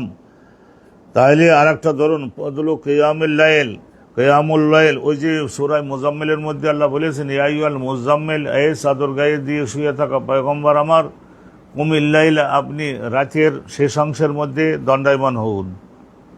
তাহলে দণ্ডায়মান না হলে, আর আমি ওই সময় শক্তি দিয়ে থাকি, দেহের শক্তি দেই সারাদিন আর রাতে, ঘুমের মাধ্যমে শক্তি দেই, খাদ্য গ্রহণের মাধ্যমে শক্তি দেই, দিনের বেলায় অনেক ডিউটি কাজ করেন, হাঁটাচলা করেন, তার মাধ্যমে শক্তি দেই, কিন্তু রাতের শেষের অংশে ইবাদতে দাঁড়ালে, কোরআন পড়লে, আর আমাকে নিয়ে আমার কাছ থেকে সরাসরি খাদ্য নিলে, তখন আমি বিরাট খাদ্য দিই। তো সেই হিসেবে ওই কুমিল্লাইলা, ওখান থেকে কিয়ামুল লাইল, কিয়ামুল লাইল ভালো করে ধরবেন। এর ফজিলাত কি, উন্নতি কি, কি হবে অগ্রগতি, সেই সম্পর্কে এখন কিন্তু সুন্দর করে বলবো, মনোযোগটা দিবেন। মনোযোগ যদি না দেন তাহলে গেছেন নাকে তেল দিয়ে, তাইলে ঘুমান। অবি কল হাজানা আবদুল্লাহ ইবনে মুহাম্মদ, আবদুল্লাহ ইবনে মুহাম্মদ ইমাম বুখারী হুজুরের শিক্ষক, তিনি বলছেন তা আমার উস্তাদ হেশাম ইবনে উরওয়া, হেশাম কলা আকবরানা মামার। তাহলে এখানে হেশাম, এটা নিশ্চয় অন্য হেশাম, ওই হেশাম না, হেশাম ইবনে উরওয়া ওই হেশাম না, হেশাম বহুত আছে না। এই যে এই উমাইয়া গোত্রের মধ্যে হেশাম ইবনে আব্দুল মালিক একজন ছিলেন না, হেশাম এটা হইল আব্বাসী শাসক ছিলেন না, হেশাম ইবনে আব্দুল মালিক, নরপাপী হেশাম ইবনে আব্দুল মালিক। কলা আকবরানা মামারুন, ওনার উস্তাদ ছিলেন এই ধরনের মামার। হা লেখা দেখা যায়, মানে তাহবিল, তাহবিল, এই রোড দিয়েও যাওয়া যায়, ওই রোড দিয়েও যাওয়া যায়, যাইয়ে সামনে যেয়ে আবার এক রোড হয়, ওখান থেকে ঢাকা, এই ধরনেরই সনদ, দুইটা সনদ। ওয়া হাদাসানি মাহমুদুন কলা হাদানা আব্দুর রাজ্জাক কলা আকবরানা মামারুন, কলা আকবরানা মামারুন আনে জোহরি আন সালেম। তাইলে এখানে দেখছেন, এখানে মামার, আগেও মামার, আকবরানা মামারুন, আর এখানে আব্দুর রাজ্জাকের উপরে কলা আকবরানা মামারুন। এরপরে মামারের ওখানে যে একত্রিত হলো মামারের উপরে ইমাম জোহরি, ইমাম জোহরির পুঁজি চালান হলো কেটা, ওই সালেম। সালেম তার বাবার নাম আবদুল্লাহ ইবনে ওমর। কলা কান রাজুল ফি হায়াতিন নবী, একটা আবদুল্লাহ ইবনে ওমরের একটা ঘটনা শোনেন, একটা স্বপ্নের কথা এসে গেছে, তো আলহামদুলিল্লাহ ইসলাহি বয়ান, এটা ভালো করে ধরবেন। কয়লা কানার রাজুল, আর সারা জীবন ওরকম নাক ডেকে ঘুমাবেন, এই ধরনের যদি করেন তো করেন। কয়লা আবদুল্লাহ ইবনে ওমর বলেন কানার রাজুল ফি হায়াতিন নবী, রসুল্লাহ যতদিন জগতে ছিলেন, রসুল্লাহ জীবদ্দশায়, রাজুল মানে সাহাবাগণ, সাহাবা কোনো একজন ব্যক্তি, এজারো আর ইয়া যদি কোনো স্বপ্নে দেখতেন, কাসাহা আলা রসুলিল্লাহ, রসুল্লাহর সামনে গিয়ে সেইটা কাসা মানে অবিকল বর্ণনা করতেন, বাড়াইয়ে চড়াইয়ে বললে হবে না, তাইলে রসুল যে ব্যাখ্যা দিবেন সেই ব্যাখ্যাটা খাটবে না, যেটা অবিকল দেখছো সেইটা পরিপূর্ণভাবে বলো। তাই রসুল্লাহ জীবদ্দশায় সাহাবাগণ যে স্বপ্নে দেখতেন, কাসা তিলকার রুইয়া, সেই স্বপ্নটাকে বর্ণনা করতেন তারা আলা রসুল্লাহর সামনে গিয়ে। তামান্নাই তু, আমি ওই সমস্ত শুনি, মনে মনে আমার অনেক আকাঙ্ক্ষা হয়েছিল যে আমি যদি এরকম একটা স্বপ্ন দেখতাম, তাহলে নবীর কাছে এসে বলতাম, আর নবী সেটার ব্যাখ্যা করে দিতেন। তামান্নায় তো আমি আকাঙ্ক্ষাকারী হয়েছিলাম, আন আরা রইয়া, আমি একটা স্বপ্ন যাতে দেখি, ফা আকুস সাহা ফা আকুস সুহা, ফা আন আকুস সাহা, এর মানে আন মাহজুব ধরেন আকুস সাহা, তাহলে আমি সেটা অবিকল বর্ণনা করবো রসুল্লাহর নিকটে। আলা রসুলিল্লাহ ওয়াকুন্ত গোলামান সাহাব্বান, ওই সময় আমি ছিলাম গোলামান সাহাব্বান, আমি তখন ছিলাম অল্প বয়সী মনে করেন নেন আপনার এই ধরনের 10-12 এইরকম 10-12 13-14 এইরকম বয়স হচ্ছে, ওই রকম বয়সের তাগড়া জোয়ান বয়সের একটা গোলাম ছিলাম। গোলাম বলতে বয়স কম তাদেরকে বলা গোলাম, মানে কৃতদাস না। অকন্ত আনামফিল মসজিদের মধ্যে ঘুমাইয়ে থাকতাম মাটির উপরে, আলা আহাদে রসুল্লাহ সাল্লাহ সাল্লামের শাসন আমলে, ওনার কার্যকালে। পারো আই তোফিন নওম, একদিন আমি স্বপ্ন দেখবো মনে করছিলাম না, তার স্বপ্নে একটা দেখলাম। পারো আই তোফিন নওম, আমি একদিন খাবে দেখলাম এখন মসজিদে নববীতে ঘুমাই থাকা অবস্থায় নাকি বাড়িতে অন্য কোনো জায়গায়। আহার সবাই হিজরত করি তো মদিনায় গেছে, সবারই তো কষ্ট, অত ভালো বাড়ি তো আর তখন হয় নাই। আহা ফারো আই তোফিন নওম, আমি ঘুমের মধ্যে দেখলাম একটা স্বপ্ন, কান্না মালাকা যেন মালাকাইনে দুজন ফেরেশতা আসলেন আমার কাছে, আখাজানি, আমাকে ধরি তারা নিয়ে গেলেন, ফাজাহাবাবি, আমাকে নিয়ে তারা গেলেন ইলান্নার, জাহান্নামে ফেলবে বলে আমারে ভীত করতেছে। আরে ভয়তে ঘুমের মধ্যে একেবারে চিৎকার ফুৎকার দিতে লাগলাম। ফাইজান হিয়া মাতুইয়া, তারপরে বলল কি এই যে জাহান্নাম দেখো, ফাইজান হিয়া মাতুইয়া, এটা পাড় বাঁধানো, পাড় মানে পাশ, চতুর্পাশে পাথর দিয়ে দিয়ে বাঁধানো একটা অসাধারণ গভীর কূপ। মাতউইয়া কাতাইয়েল বেয়ের, মাতউইয়া মানে এই ধরনের বিরাট একটা কূপ, যেটা নজর করলে বহু পাতাল পর্যন্ত, আগুনে ভরা। মাতউইয়া কিন্তু পাড়ে পাথর দিয়ে চারপাশে বাঁধানো, কাতাইয়েল বেয়ের। তো উনি বললেন যে আমাদের দেশে যেমন নাকি ওই সমস্ত সময়ে ভালো পানি পাওয়ার জন্য তখন কূপ খনন করে তারপরে ওই পাথর দিয়ে আবার চতুর্পাশকে বান্দাতে উপরে উঠতেন। সেই সব আমলের বিল্ডিং দেখেন নাই, তারা একটা কূপের নিচের থেকে বান্দাইয়া উপরে উঠতে পারবে না, তারপরে ওইভাবে বন্ধ করে রাখলে পর চাপে নিচের থেকে পানি উঠে আসে, ফ্রেশ ড্রিঙ্কিং ওয়াটার। তখনকার আমলে আমি মক্কা শহরে জমজম কূপ ছাড়াও আরও কয়েকটা কূপ আমি দেখছি, সেই সমস্ত জায়গায় এখন মুখটা বন্ধ করে রাখে, কারণ এখন সাপ্লাইয়ের পানি পায় তো, আর হাজিরা আছে কেউ যদি এই কূপের মধ্যে যেয়ে পড়ে। তো এই ধরনের 10-20 হাত এই ধরনের গভীরের থেকে চতুর্পাশ দিয়ে এরকমভাবে ইট পাথর দিয়ে গেথে ওঠে। তো এইরকমের একটা কূপ আগুনে ভরা। ফেরেশতা দুজনে আমার দেখালো, ওয়াইজান লাহা কারনানে, তারপরে দেখলাম যে ওর মধ্যে 2টা সিঁড়ি দেওয়া, এবার দিয়ে একটা সিঁড়ি দিয়ে পা রেখে রেখে নিচে চলে যাওয়া যায়, আর এর নিচে চলে যাওয়া যায়। ওয়াইজান ফিহা উনাসুন কাদ আরিফতু হুম, তারপরে ওই কূপের মধ্যে আগুনে পরিপূর্ণ ওই কূপের মধ্যে কিছু সংখ্যক লোককে দেখলাম, আর আমি তাদের চিনতেও সক্ষম হলাম যে এরা এই সমস্ত আমাদের গ্রামের লোক, নবীর দুশ্মনী করেছে, এই সমস্ত পাপ কাজ করেছে, সেই জন্য তাদের এনে গাড়ার মধ্যে ঢুকাইয়ে আগুনে পোড়ানো হচ্ছে। এই সমস্ত আমাকে আল্লাহ দেখালেন যাতে আমি সাবধান সতর্ক হই, গাফিলাতি ছাড়ি। ফাজা আলতু আকুলু, তখন ওই সমস্ত দেখে, এত গভীর গর্ত আমি দেখে কলিজা চিরে যাওয়ার মতো হতে লাগলো। আকুলু, আমি বলতে লাগলাম, আউযু বিল্লাহি মিনান নার, আল্লাহ জাহান্নামের আগুনে আমার ফেলো না, আমি তোমার কাছে বাঁচতে চাই, সাহায্য চাই, উদ্ধার চাই। কালা আব্দুল্লাহ ইবনে ওমর বলেন, ফা লাকে আনা মালাকুন, আমি আর ওই 2 ফেরেশতা, আমরা আছি 3 জন এক জায়গায়, আমাদের সঙ্গে আর একজন ফেরেশতা এসে জয়েন্ট হলেন। লাকেয়া মানে সাক্ষাৎ করলেন আমাদের ওখানে এসে অন্য আর একজন ফেরেশতা। ফকাল আলী, ওই ফেরেশতা 3rd এঞ্জেল যিনি, উনি আমাকে বললেন, ফকাল আলী আমাকে বললেন, লাম তুরা, এ আব্দুল্লাহ তুমি ভীত হইও না, তোমাকে ওই আগুনের মধ্যে ফেলা হবে না, তুমি ভীত হইও না। এই যখন বলে তারপরে ঘুম ভেঙে গেল। কাসাসতুহা, তাহলে পরবর্তীতে সবাই তো তার স্বপ্ন নবীর কাছে বলে, তো তখন আমি তো বয়সে কম, সেই জন্য কাসাসতুহা, আমি এই স্বপ্নটা বললাম আমার নিজের বোনের কাছে, হাফসা আমার বোন, নবীর স্ত্রী। কাসাতহা হাফসা তো আলা রসুলিল্লাহ, তো এই স্বপ্নটার কথা বর্ণনা করলেন আমার বোন হজরতে হাফসা রসুল্লাহর সামনে। তো রসুল্লাহ ব্যাখ্যা কি দিবেন শুনে বললেন কি, নিয়মার রাজুল আবদুল্লাহ একজন গুড বিলিভার পারসন।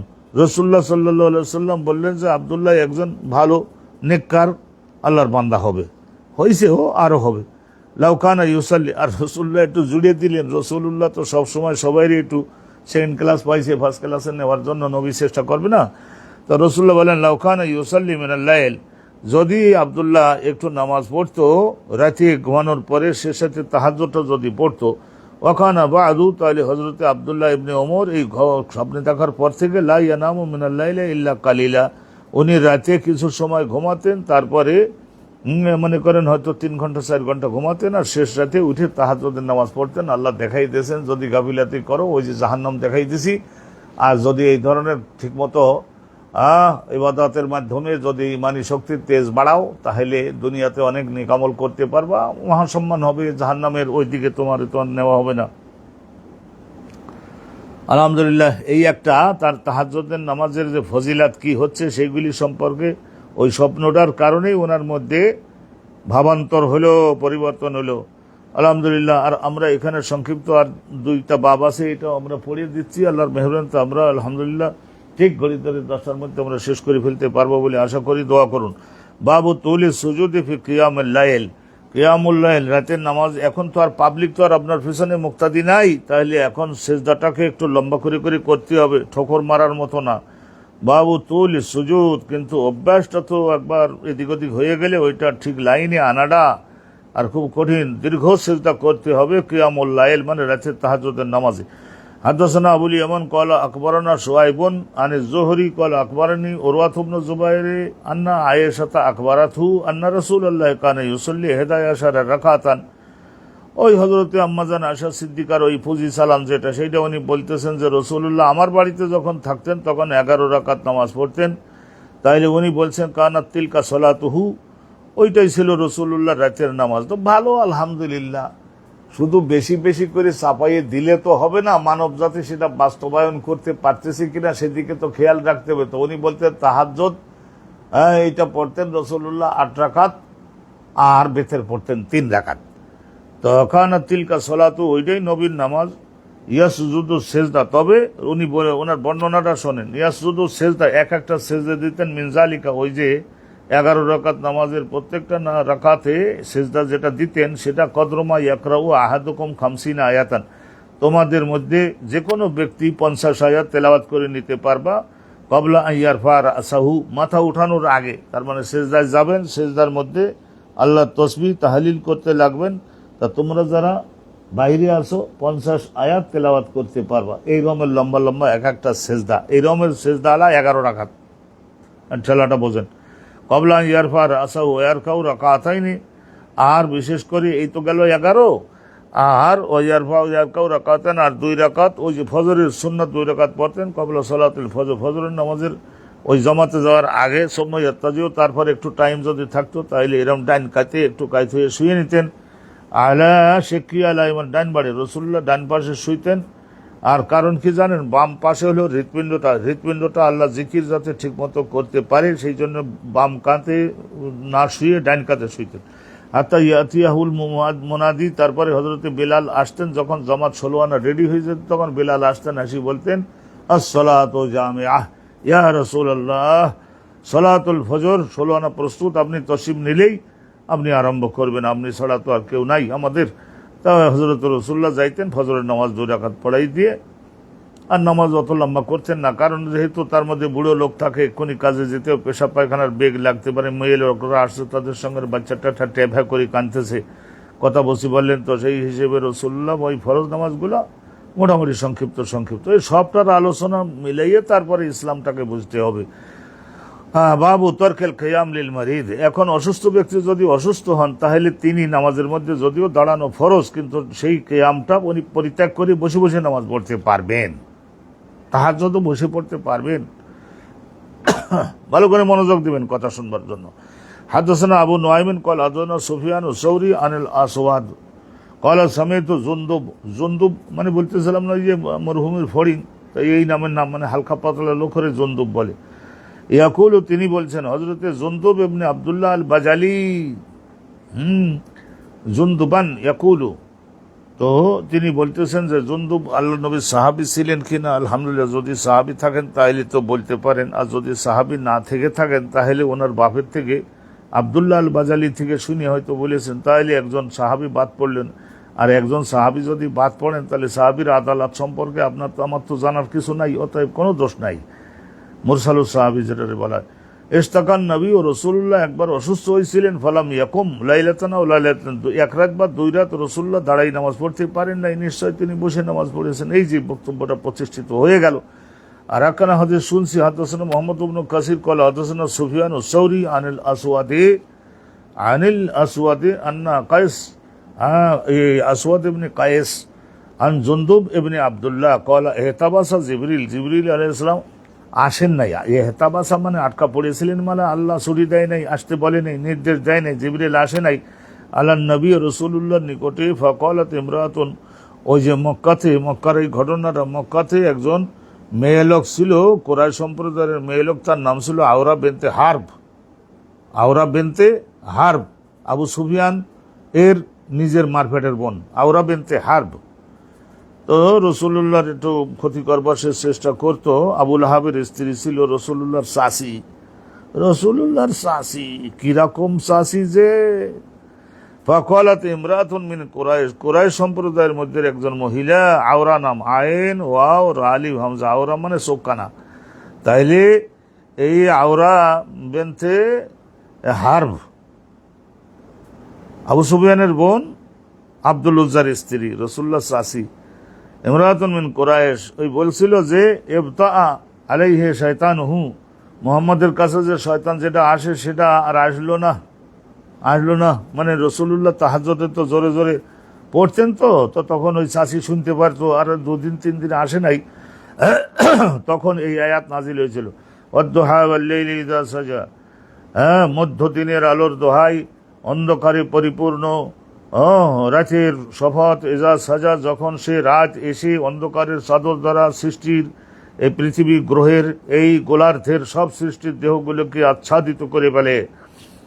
মা ওয়াদ্দাআকা রব্বুকা ওয়া মা ক্বালা, নিশ্চয় ওয়াদ্দাআকা, ত্যাগ করেন নাই তোমাকে হে আমার প্রিয় রসুল, তোমাকে তোমার প্রভু ত্যাগ করেন নাই, ওয়া মা ক্বালা, না তোমাকে কালা কোনো এই ধরনের শত্রুতার নজরে দেখেছে, ত্যাগও করেন নাই, তোমার প্রতি ঘৃণাও তাহার নাই, আর প্র্যাকটিক্যালি ত্যাগও করেন নাই, আর তোমাকে ঘৃণাও করেন না।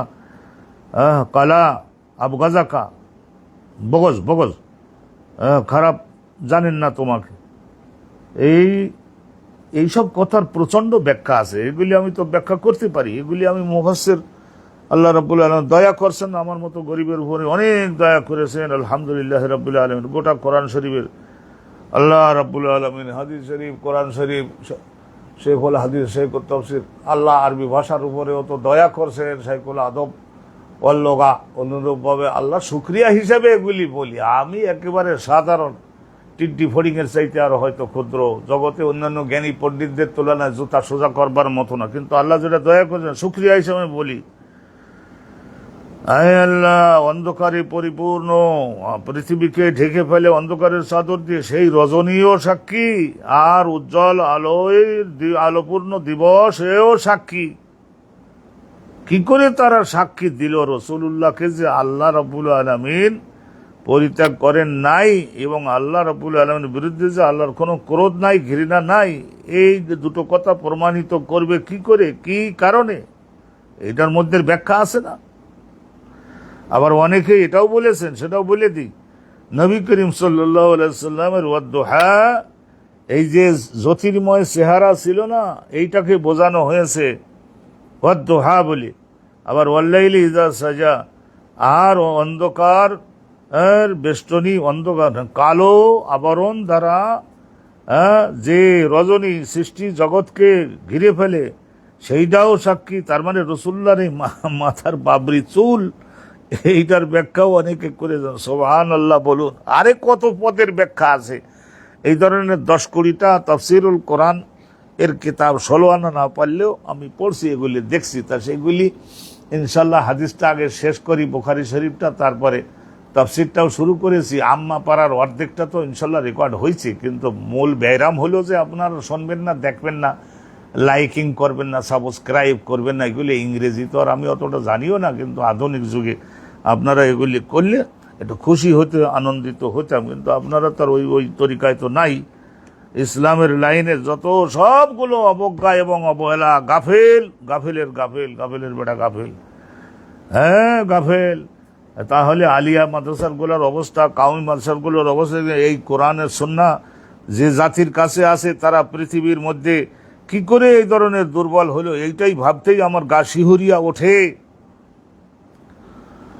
তো যাক, সামনের একটা বাপ বলি, পাতা উল্টাই দেবো। বাব ও তাহরিদিন নবী রাসূলুল্লাহ সাল্লাল্লাহু আলাইহি ওয়াসাল্লাম সবসময় উৎসাহিত করতেন সাহাবা সবাইকেই আলা কিয়ামুল লাইল, রাতে যাতে সকলে ঘুমানোর পরে আবার শেষ রাতে যাতে উঠে আল্লাহর বিতরণকৃত রুহানি শক্তিটা যাতে সংগ্রহ করে নেয়।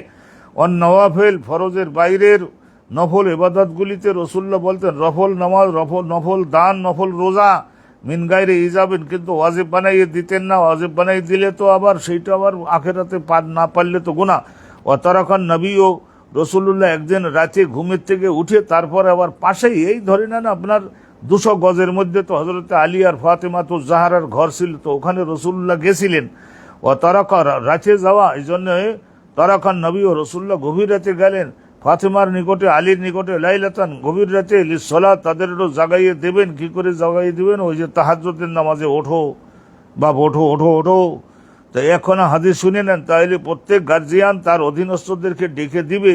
হাদাসানা মোহাম্মদ ইবনে মুকাতিল, আমাদের কাছে ইমাম বুখারীর উস্তাদ মোহাম্মদ ইবনে মুকাতিল, তার উস্তাদ হচ্ছেন আব্দুল্লাহ ইবনে মুবারক, তার উস্তাদ হযরত মামার, তার উস্তাদ জোহরি, তার উস্তাদ হলো হিন্দিন বিনতুল হারিসে।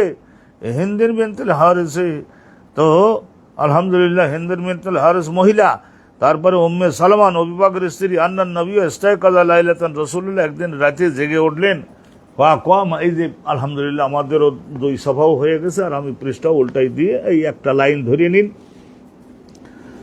তারপরে সুবহানাল্লাহ, রাসূলুল্লাহ সাল্লাল্লাহু আলাইহি ওয়াসাল্লাম ফকল, রাসূলুল্লাহ ওখানে গেলেন, হযরতে নবী করিম সাল্লাল্লাহু আলাইহি ওয়াসাল্লাম জেগে উঠলেন এবং বললেন, কি বললেন? সুবহানাল্লাহ, সকল দুর্বলতা, সকল মন্দ থেকে মহাপবিত্র, চিরপবিত্র আল্লাহ রাব্বুল আলামিন। মাযা উনজিলা লাইলাতা, হায় হায় হায় হায়, কত কিছু নাজিল করা হলো মহাশূন্যের আকাশ থেকে পৃথিবী গ্রহের অধিবাসীগণকে দেওয়ার জন্য।